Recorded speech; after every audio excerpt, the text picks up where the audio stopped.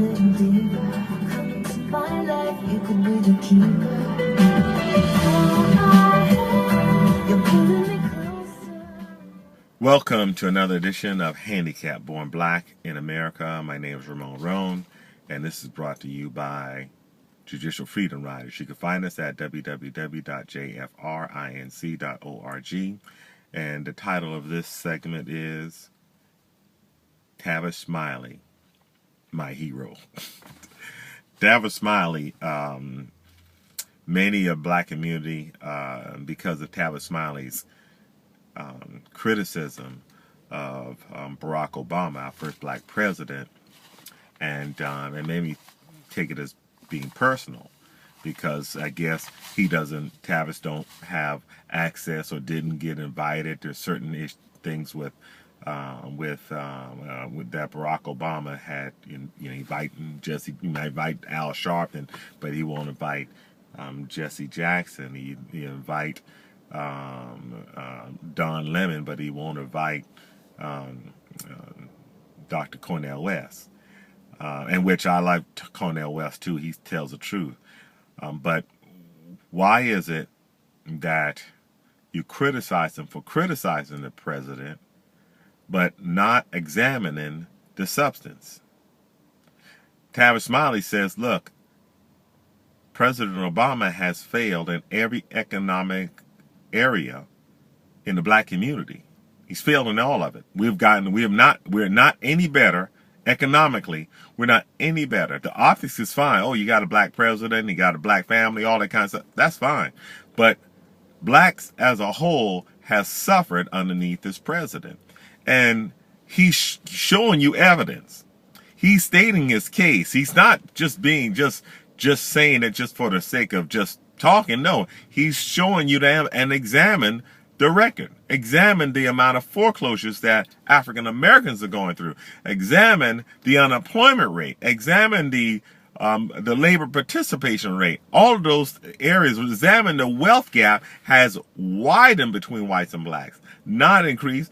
So Tavis Smiley is giving you the evidence, but the first thing, or many things that would say to Tavis Smiley, or you're a hater.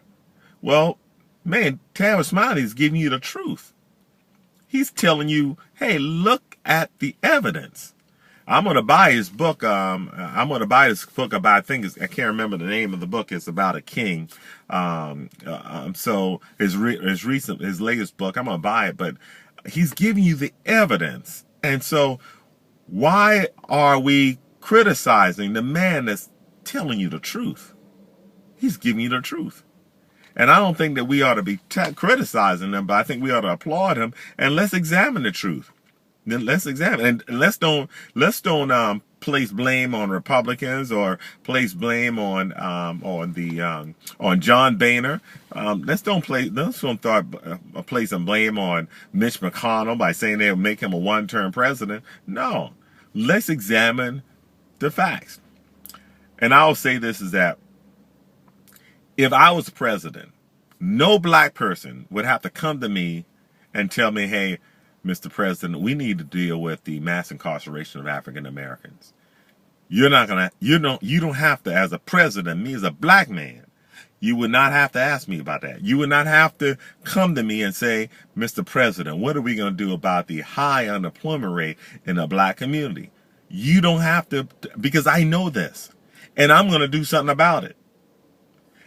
Why should we have to ask the president, a black president, to deal with black issues? That's my point. And Tavis Smiley, he doesn't say it, but the truth is that we shouldn't have to be asking President Obama about dealing with black issues if you're black. You don't have to, a white man don't have to ask George Bush to deal with white issues. He's going to deal with them. He's going to take care of the white issues because he's white. If President Obama was gay, he's going to take care of the gay issues. If he was Hispanic, he would take care of the Hispanic issues. Coincidentally, he takes care of the gays and he takes care of the Hispanics. but he does not take care of African Americans. And for African American leadership that are in leadership that have access to the president, if they don't put him on notice, if they don't put him, call him out, say, hey, Mr. President, what you doing about this? Not these things about when the Trayvon Martin or the Dunn case or the Jordan Davis case or the Missouri case, the I think it's Michael Brown case. We don't need to hear from you then. That's a given. We're expecting that. But what about the slowly erosion of the African American family?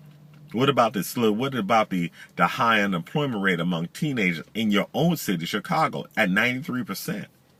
Well, let's deal with that. Let's deal with the lack of government contracts that African Americans are able to participate. Let's deal with that. You're the one to control. Let's don't be pointing the finger. Let's deal with it. Now, I applaud Tavis Smiley. Do I agree with everything that he does? Probably not.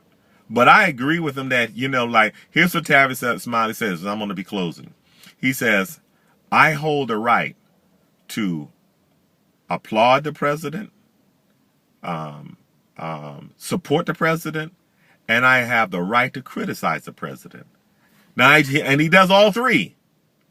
So he applauds him, he supports him, and he has a right to criticize. However, African Americans, black people, only want you to applaud him and support him. They don't want you to criticize him. And that's the problem.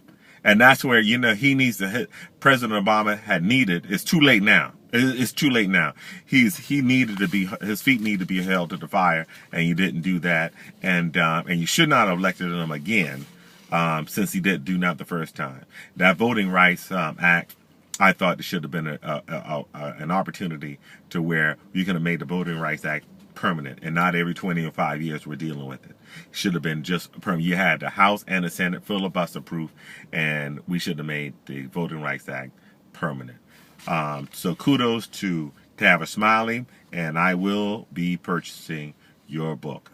May God bless you all. This has been another edition of Handicapped Born Black in America. Please visit our website at www.jfrinc.org and become a member of our organization. May God bless you, and until the next time, stay safe.